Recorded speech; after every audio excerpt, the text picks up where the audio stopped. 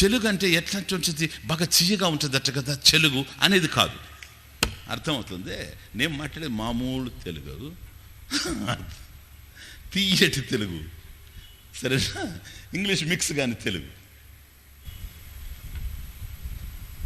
ప్రసాదం, ప్రసాదం, ప్రసాదం, వండర్ఫుల్ వర్డ్.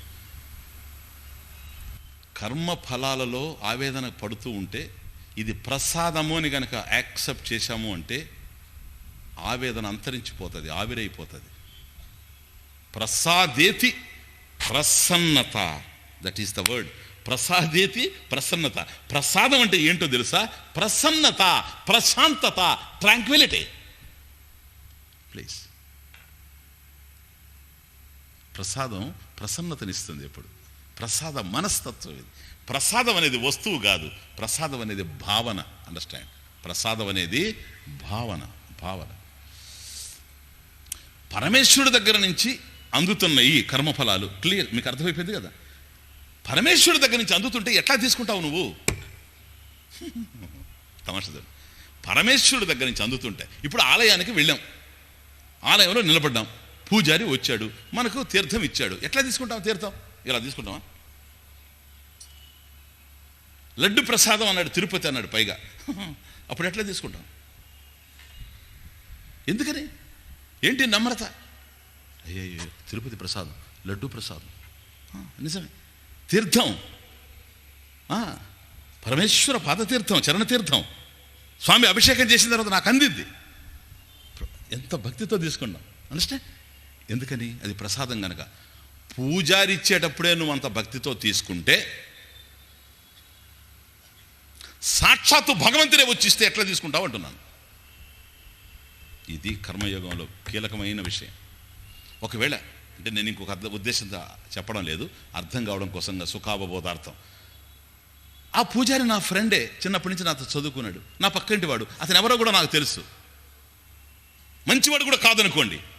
అటువంటి వాడు ఆలయంలో ఉండి ప్రసాదం ఇచ్చినా కూడా, తీర్థం ఇచ్చినా, ఆ సమయంలో అతను మంచివాడు కాకపోయినా కూడాను నాకు అతనితో సంబంధం లేదు, తీర్థమే గనక నేను చాలా పవిత్రంగా తీసుకుంటాను. అవునా కాదా?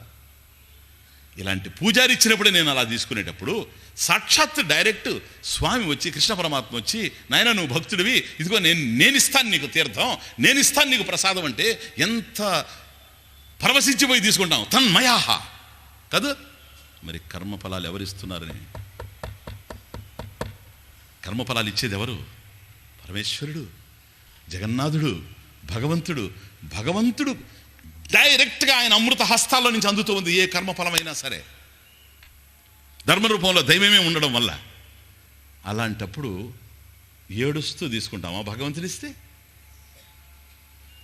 నో, ప్రసాదంగా తీసుకుంటాం. ఇది ఫస్ట్ కర్మయోగంలో కీలకమైన విషయం.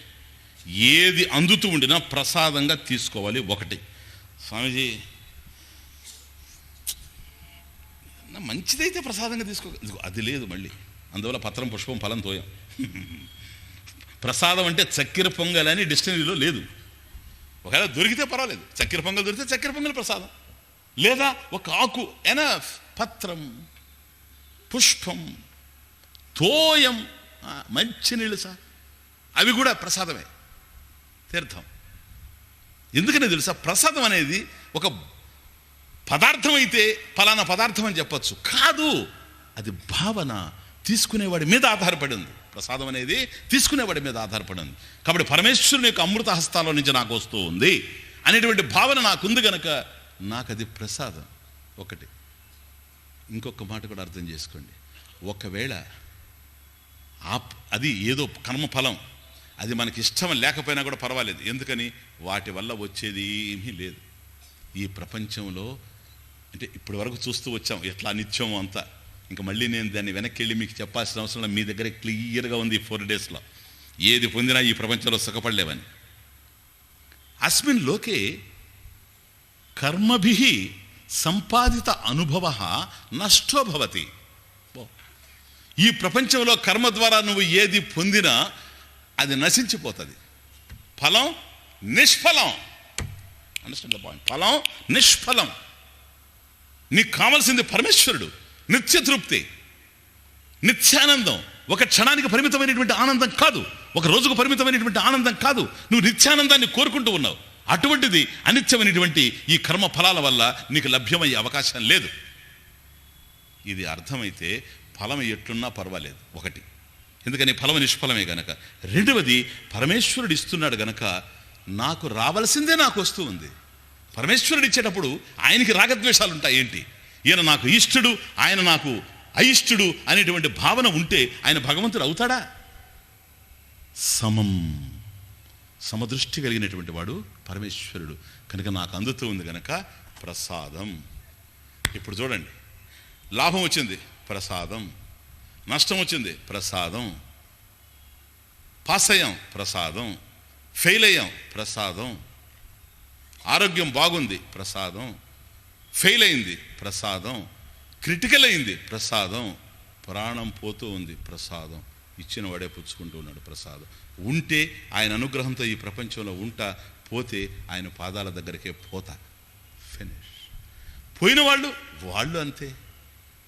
ఇంకొంత మీకు క్లియర్ అవుతుంది. నా ఉపన్యాసం అయ్యే లోపల ఈ పాయింట్, ఈ దశలో నేను డిస్కస్ చేయడం లేదు, అది కూడా పోతుంది. ఒకవేళ మనకు ఆత్మీయులు చనిపోయినా కూడా ఏమనిపించదు, వస్తుంది చివరికి. కర్మయోగం అంత ప్రసాదిస్తుంది. Please understand. ప్రసాదం వరకు వచ్చాము ఇప్పుడు. ప్రసాదే సర్వదుఃఖానాం హానిరస్యోపజాయతే. హే అర్జున, ప్రసాదే సర్వదుఃఖానాం హాని అస్య ఉపజాయతే. పో. ప్రసాద మనస్తత్వం కనుక నీకు వచ్చిందే, సమస్తమైనటువంటి దుఃఖాలకు హాని వినాశ. పో.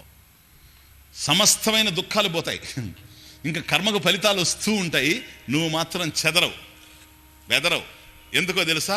ఏదొచ్చినా ప్రసాదమే గనక ప్రసాదాన్ని ప్రశాంతంగా ప్రసన్నంగా తీసుకుంటావు. అది కాబట్టి ఇప్పుడు పిల్లలు కలిగారు, ప్రసాదం.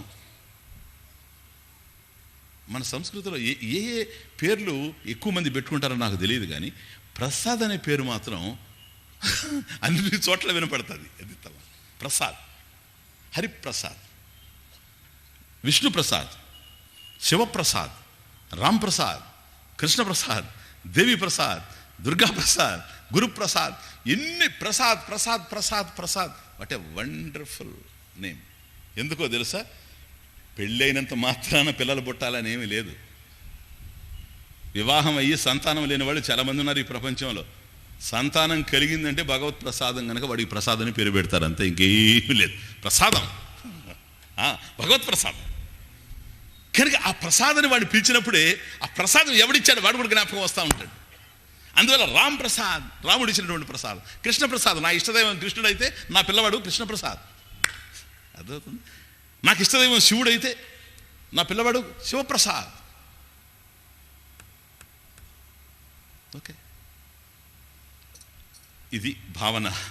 ఆదాయం వచ్చినా ఏదొచ్చినా ఇది. నెక్స్ట్ మన ప్రవర్తనలో చాలా మార్పు వచ్చేస్తుంది. ఇప్పుడు మనసులో వచ్చింది ప్రసాద మనస్తత్వం వల్ల, తర్వాత ప్రవర్తనలో వస్తుంది అద్భుతమైన మార్పు వస్తుంది. ఏమిటో తెలుసా? ప్రసాదము అని అనుకుంటానే తెలియకుండా స్వార్థం ఎగురుతుంది. ఇది ఒక బ్యూటీ.